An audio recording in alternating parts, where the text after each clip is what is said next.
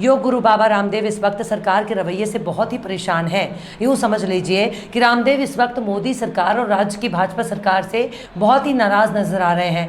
चाहे शहद में चीनी का शीरा मिलाने की बात हो, चाहे गाय के देसी घी में मिलावट की बात हो, या फिर एक के बाद एक उनके प्रोडक्ट में मिलावट पकड़े जाने का मामला हो, बाबा रामदेव अक्सर इसे साजिश करार देते हैं।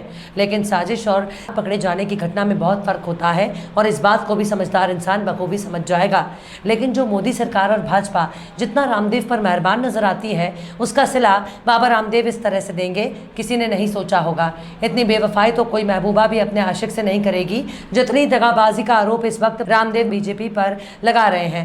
चंद साल पहले की बात है जब दिल्ली के रामलीला मैदान से सलवार पहनकर रातों रात भागे थे रामदेव। देश के लिए योग करने वाले सलवारी बाबा की बहादुरी वाली तस्वीरें पूरी दुनिया ने देखी थी।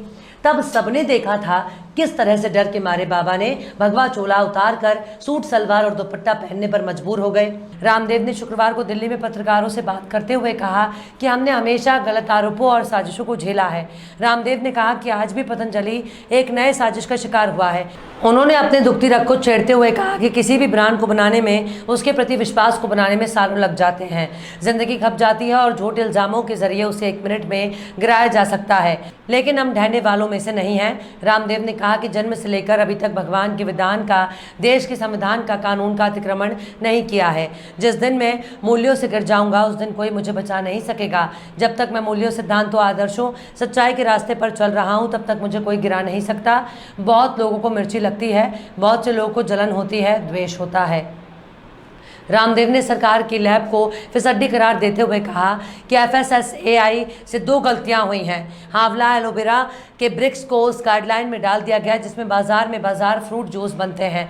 इसको ब्रिक्स में फेल दिखा दिया गया। हम एक बूंद भी पानी नहीं मिलाते हैं। सरकार की लैब इतनी फिसड्डी है और फिर हमको बदनाम करने लग जाते हैं। रामदेव ने पतंजलि ब्रांड के गाय के घी का जिक्र करके अपनी सफाई पेश की और घी में मिलावट की बात से बिल्कुल इनकार कर दिया। उन्होंने कहा कि हमारा पतंजलि का घी Australia, Korea, Abu Dhabi, Dubai सब जगह जाता है, यूरोप से लेकर यूके तक जाता है, लेकिन भारत में फेल दिखा दिया गया। दरअसल इसे फेल कराया जाता है। अब पता नहीं रामदेव का इस बारे में कितना सच बोल रहे हैं, लेकिन क्या नेपाल की लैब भी खराब है? वहाँ की लैब में भी पतंजलि के प्रोडक्ट फेल हो चुके हैं। राज्यों के अलावा केंद्र सरकार की लैब में भी पतंजलि के कई प्रोडक्ट फेल हो चुके हैं। शायद यही वजह है कि रामदेव केंद्र की मोदी सरकार और भाजपा राज्य सरकार से बहुत दुखी हैं। लेकिन शायद रामदेव को नहीं पता कि जिस दिन सरकार दुखी हो जाएगी उनके आटा, तेल, घी वाले किराना स्टोर पर ताला लग जाएगा और बाबा जी जोर जोर अनुलोम विलोम करते रह जाएंगे।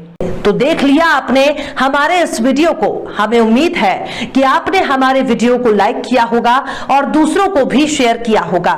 अगर अभी तक आपने हमारे चैनल टाइम्स मेल को सब्सक्राइब नहीं किया है तो जल्दी से सब्सक्राइब कर दें और बेल आइकन भी प्रेस कर दें।